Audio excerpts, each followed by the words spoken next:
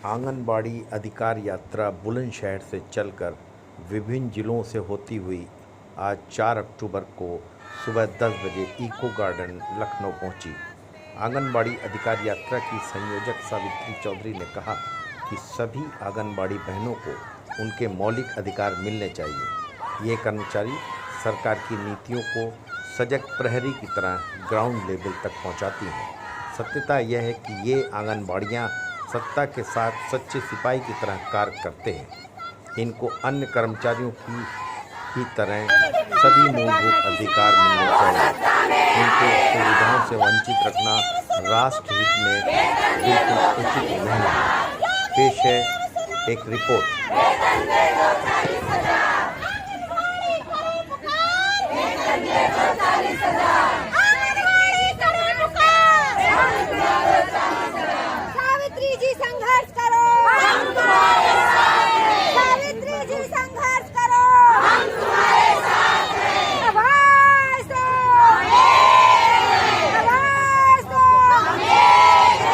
अपना परिचय देते हुए बताइए कि जैसा कि आपने 2 अक्टूबर को अपनी यात्रा का शुभारंभ किया है, क्या मकसद है आपका इस यात्रा को लेके? देखिए, हमारा मकसद है 2 अक्टूबर मैं सावित्री चौधरी आंगनबाड़ी अधिकार यात्रा की संयोजक।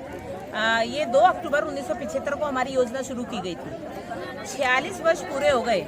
46 वर्षों में 125 रुपये साल के हिसाब से भी आंगनबाड़ियों का मानदेय नहीं बढ़ाया गया। तो 2 अक्टूबर को ये अधिकार यात्रा बुलंदशहर से शुरू हुई थी और यहाँ आज सुबह 10 बजे पहुंची है लखनऊ की सरजमी पे। और हमारी ये मांगे हैं कि हमें राज्य कर्मचारी का दर्जा दिया जाए, क्योंकि जितने भी रूट ग्रास लेवल के काम है वो आंगनबाड़ियाँ ही करती हैं।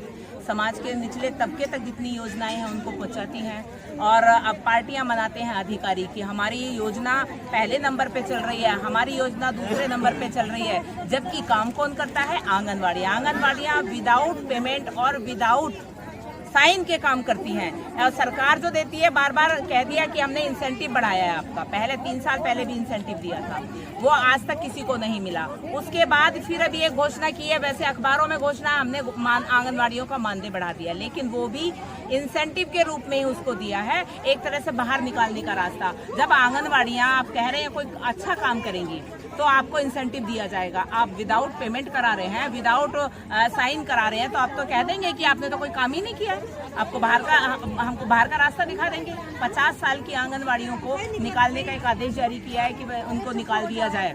तो और उसके बाद 50 साल की 70% आंगनबाड़ियां हमारी ऐसी हैं जो 50 साल से ऊपर हो चुकी हैं। और उसके बाद एक और अभी ये वो जारी कर रहे हैं नियम की आंगनबाड़ियां योगा सिखाएंगी। एक काम और आंगनबाड़ियों को बढ़ाया जाएगा कि योगा सिखाएंगी, और योगा में जो आंगनबाड़ी फिट नहीं होगी, मतलब उसका 65 किलो से ऊपर अगर वजन होगा, उसको भी बाहर का रास्ता दिखा दिया जाएगा। तो ये सारा का 70% तो वहाँ निकल गई, बची कुछ 30% योगा में निकल जाएंगी।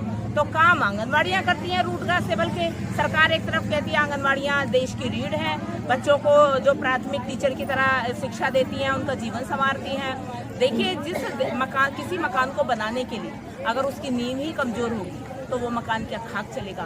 दुनिया का कुपोषण दूर करते करते आंगनबाड़ियां खुद कुपोषित हो गई हैं, उनके बच्चे कुपोषित हो गए, उनका पूरा परिवार कुपोषित हो गया है। 24 घंटे की ड्यूटी, उसमें भी क्या है कि आपका मानदेय काट दिया जाएगा, आपने ये नहीं किया तो आपका ये मानदेय काट दिया जाएगा, आपकी सेवा समाप्त कर दी जाएगी।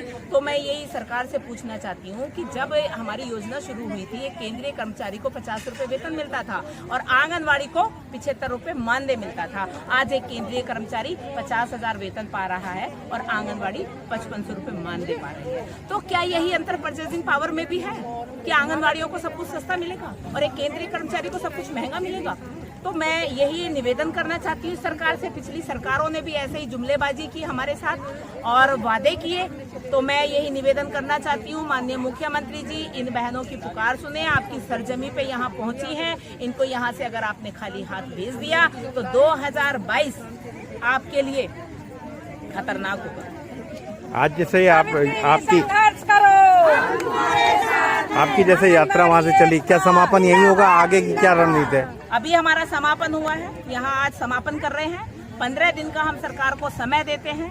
15 दिन के बाद हम अपना जो आंगनबाड़ी है ना, कहते हैं कि महिलाएं एक दुर्गा का रूप है, वो उनका रूप इनको देखने के लिए मिल जाएगा।